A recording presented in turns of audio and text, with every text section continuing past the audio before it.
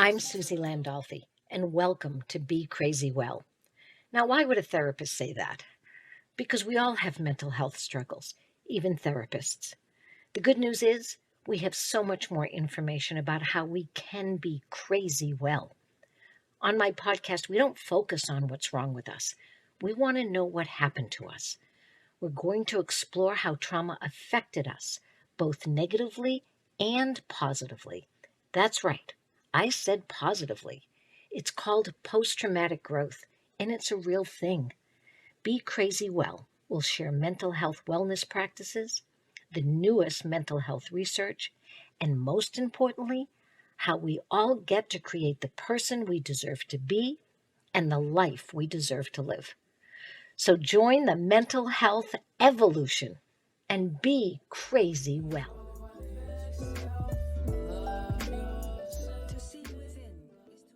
Hey everybody, it's the July 4th week coming up. I do this every year, or I have been for the last couple of years, and I've actually decided that I'm going to do it every year, and I'm going to do it even more. And I'm going to wish you all a happy Interdependence Day. Yeah, that's right. I said interdependence. And many of you might say, what the hell is that?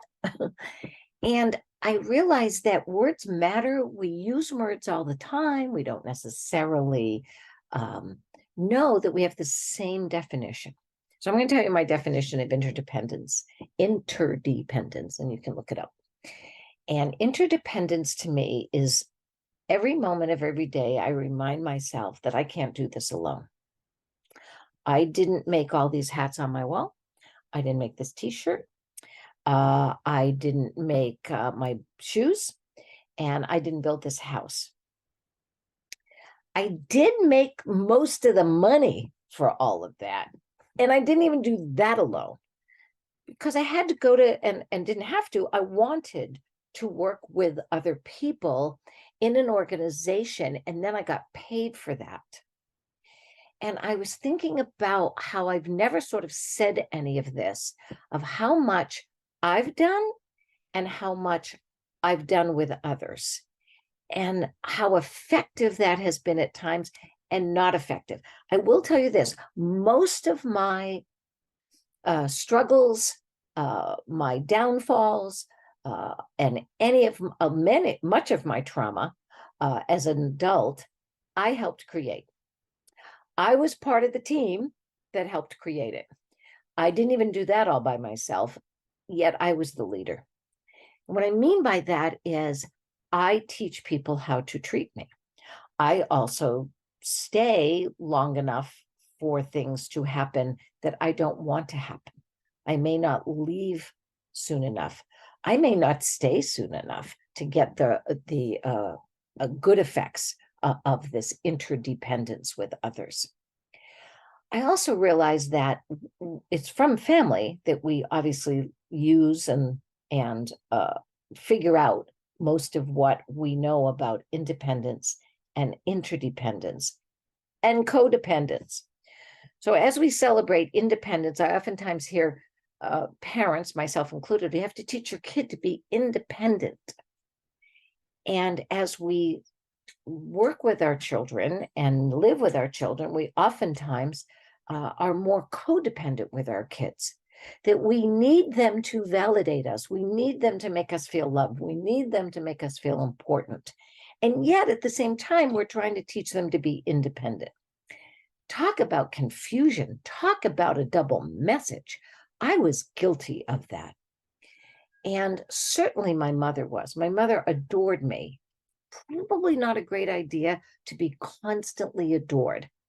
And when I did something pretty cool, I just made her happy.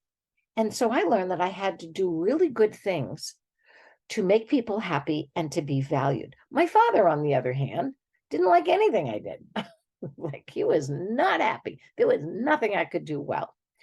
And so therefore, I also learned that I wasn't good enough. So those two things inside of me constantly had a battle. And I also realized that I thought I was independent when in fact I was codependent. What does my daughter say all the time? She says, I'm friendly codependent, meaning that her friends, she's very friends, she has these great friendships, and I'm codependently friendly. And I thought that was amazing when she said that. And I also think about people who are claim to be and want to be independent.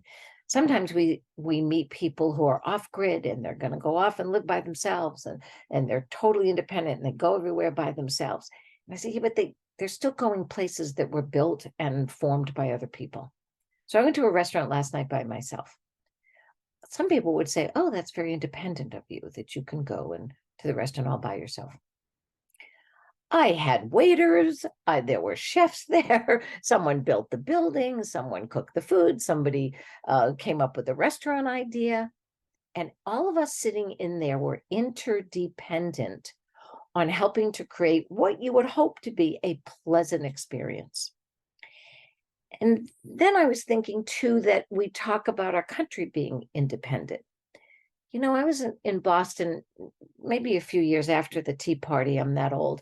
And we threw the tea into the harbor because we were so mad about the taxes that Britain was putting on us.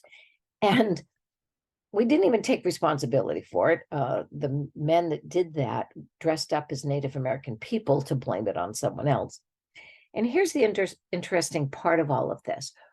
After we fought the battle of independence to make this country of ours, we kept right on trading with Britain.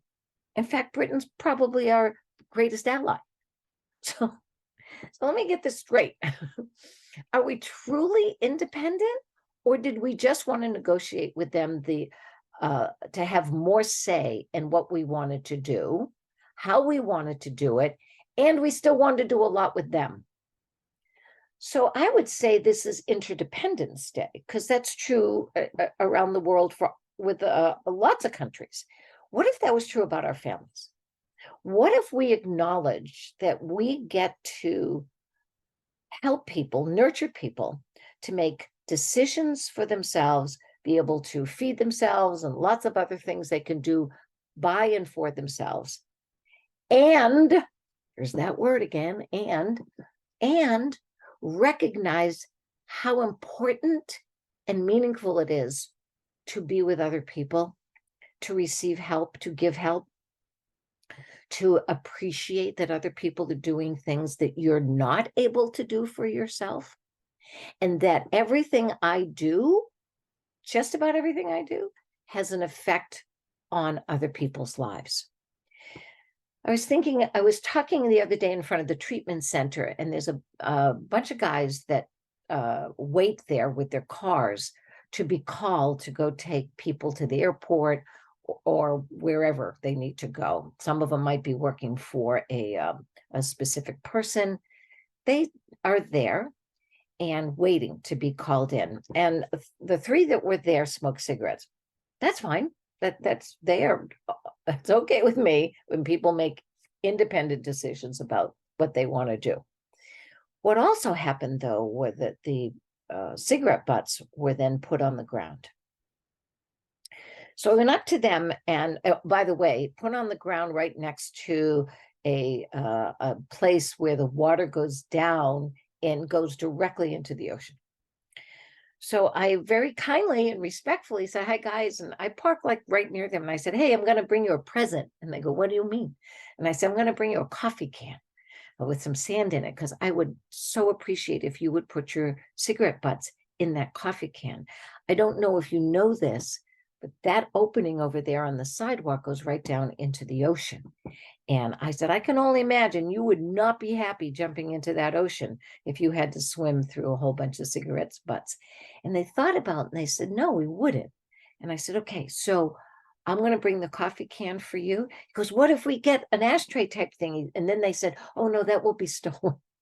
So I said, okay, how about we'll just go back to the trash, to the coffee can with the sand in it.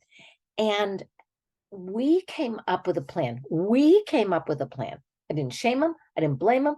I didn't yell at them. I didn't criticize them. I came up with a solution for something that I saw that they were doing that just, a small thing and a big thing. And actually, there were a lot of cigarette butts there that could harm the beach and the ocean that we all love. And I was so proud of myself because, there's times where I just want to go, what the hell? Why are you doing that? Oh, and I didn't. I said, we are interdependent. And I remember after I came back later on that day, I saw that the butts were gone. Now, there's not a coffee can there yet, but they actually went and picked up the butts. And I thought, that's a perfect example of interdependence, that I know that what I do affects everybody in this world in maybe a big way or a small way. And so I just wanted to share with you how important it is that we remind ourselves that everything I say and do in this household with the people I love can affect them, and that I'm not totally independent, and that I'm still a strong, mature woman. I know how to make decisions for myself, and those decisions, many of them, can affect the people that I love and people that I don't even know. So I wanted to wish you a happy Interdependence Day. I also wanted to tell you that I'm going to continue to do the podcast all summer. I'm not going to have many guests.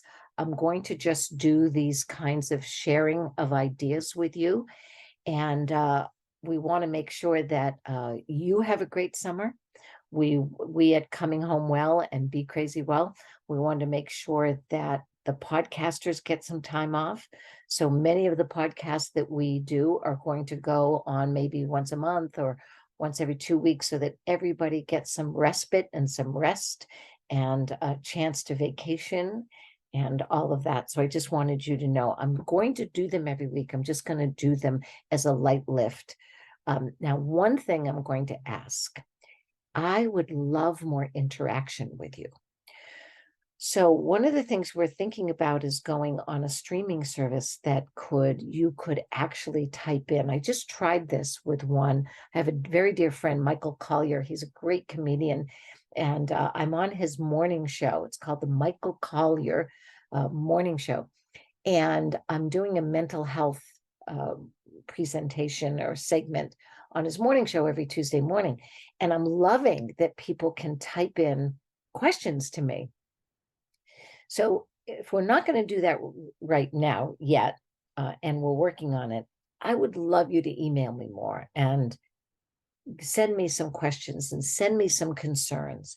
And why won't we invite you maybe to be the guest on Coming Home Well? So if I get an email from someone that said, my husband and I are really struggling, my wife and I are really struggling, I'm struggling with my kids, I'm struggling, whatever it is, maybe we come on together, and I invite you on, and we actually have a discussion about it and come up with some ideas and some solutions. So I'm wide open to that. And my email is Suzi, S-U-Z-I, at SuziLandolphi.com. That's right. I actually have a website now. It's took me a long time. I'm not really good at this stuff. I have 2 emails actually, or actually I have 3. But the one I'd like to use now is Suzi at S-U-Z-I at Suzi Landolphi, Landolphi. And we'll put that in the bio when the wonderful Cindy Thompson puts this up online on Monday, or I should say put up on social media. So that's my ask.